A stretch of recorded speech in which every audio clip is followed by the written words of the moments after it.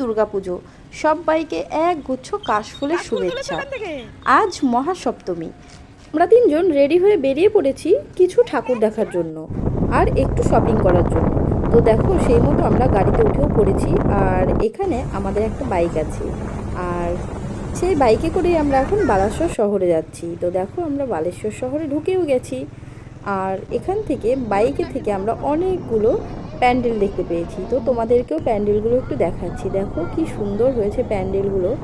প্রত্যেক বছর তো আমরা আমাদের শহর বেথুয়াডহরিতে পুজো দেখি, কিন্তু এবার আমরা উড়িষ্যাতে পুজো কাটাচ্ছি। তো দেখো সোনুর বায়না সোনু গাড়ি কিনবে, সেই জন্য সোনুর পাপার সঙ্গে দেখো মেলায় ঢুকে পড়েছে গাড়ি কেনার জন্য। কিন্তু অনেক দোকান ঘুরেও সোনুর পছন্দের কোনো গাড়ি খুঁজে পায়নি, সেই জন্য আমাদের থেকে বেরিয়ে যেতে হয়েছে।